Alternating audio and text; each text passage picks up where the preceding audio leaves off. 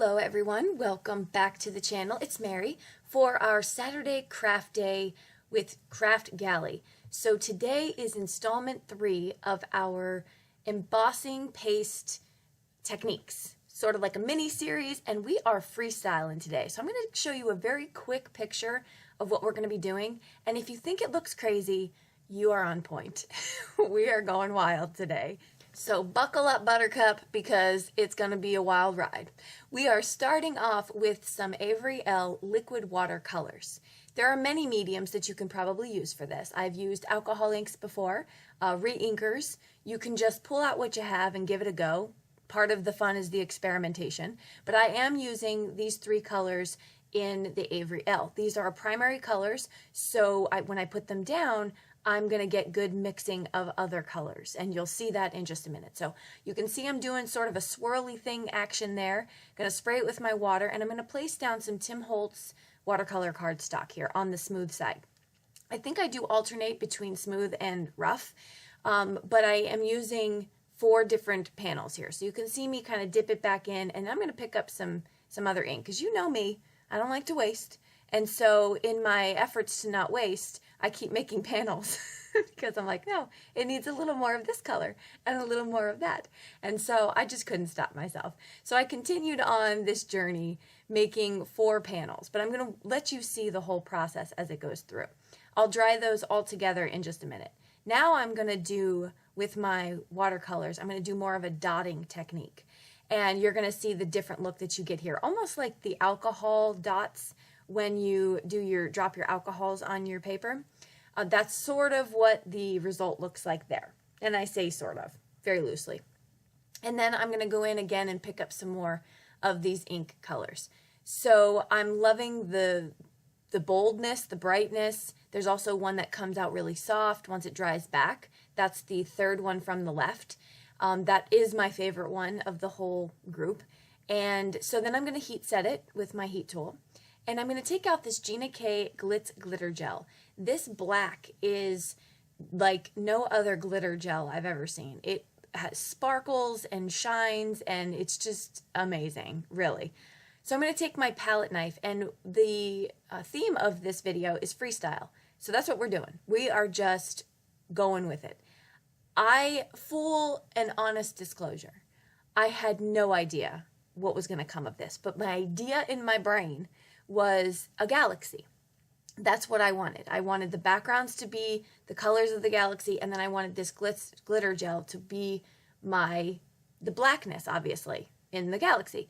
And I thought with the sparkle of the Glitz glitter gel, this was all going to work out beautifully. And once I laid the first panel, I was like, well, let me do some other different kind of freestyling. This is like my hand just freestyling. That's what we're doing. So I'm not covering the whole panel here. And you're probably watching this going, there's nothing earth-shattering about this. And there isn't at all. This whole theme of this set, or this mini-series, and especially this video, was just have fun. That's what I was doing. I was just having fun.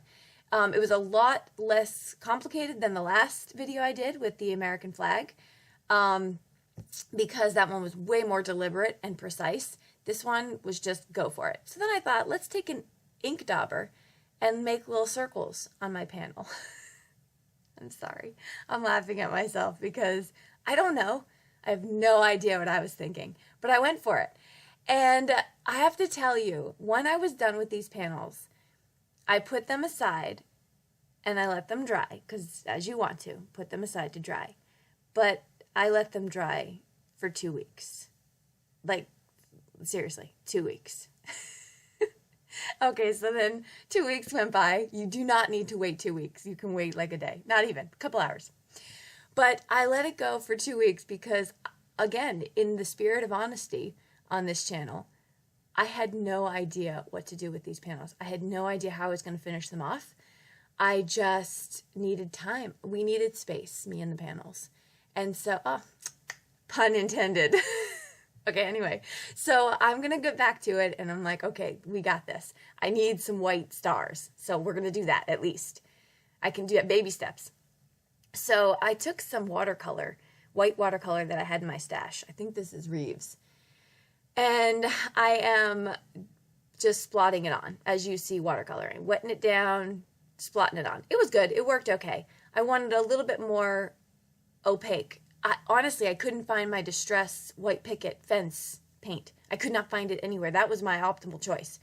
But I went for the Reeves watercolor, and then we're just working it out. Okay, so I'm hitting the panels, and then I decide that it's coming out good. I like it, but I'm going to try Reinker of Stampin' Up! Craft ink.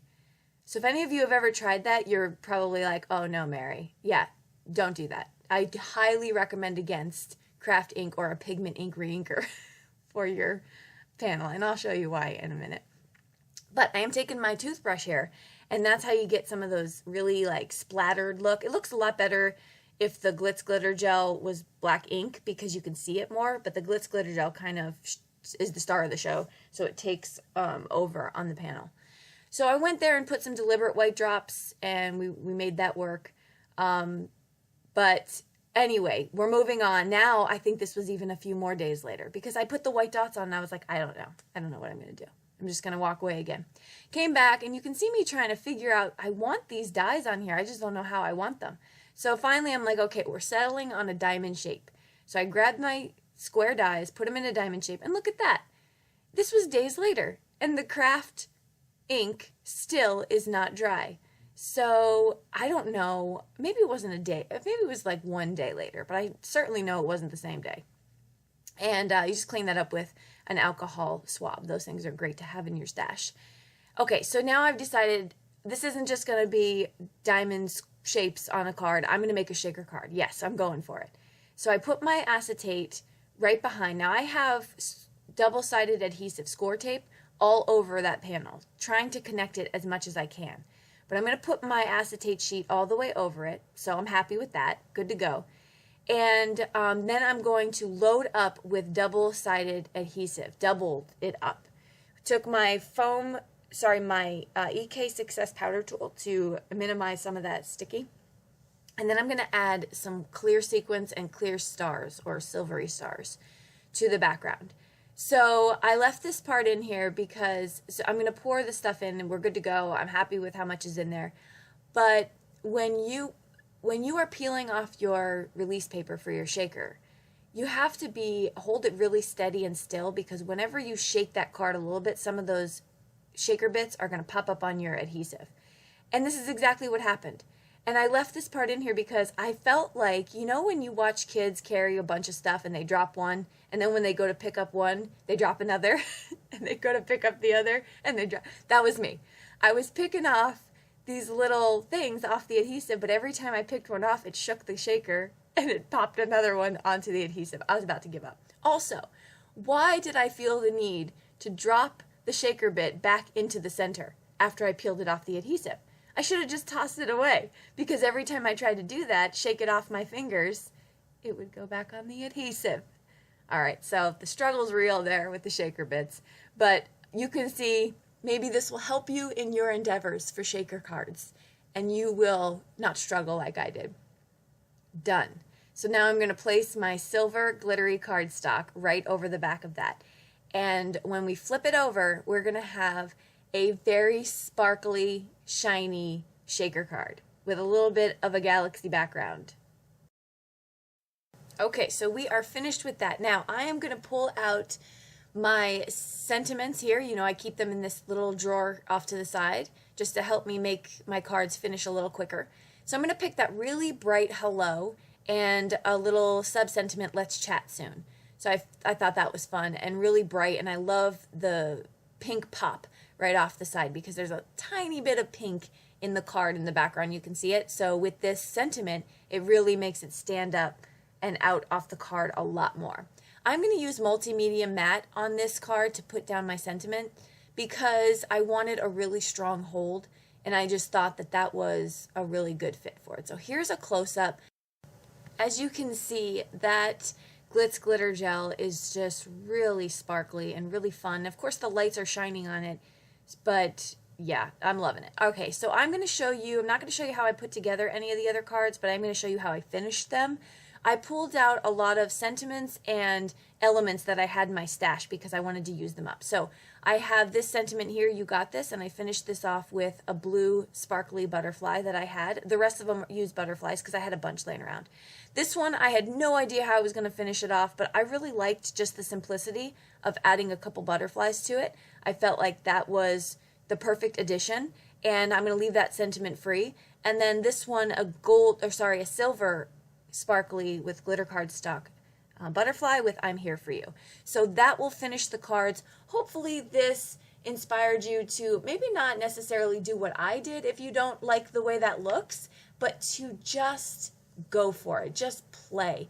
Even if you have to take a 2-week break between when you make your stuff and when you finish it. It's experimentation. And so now I know moving forward what are some of the things that I would do differently or try again. Thanks so much for joining us for this mini series. If you haven't watched part 1 or 2, I encourage you to do that. We had a lot of fun doing some stenciling techniques and some designing of your own backgrounds. And I will list what we used below in the description box. Hit subscribe so you don't miss anything from us. Every Saturday we're back with a Kraftgali Saturday Craft Day. And we will see you all in the next video. Have a fantastic week. Bye-bye.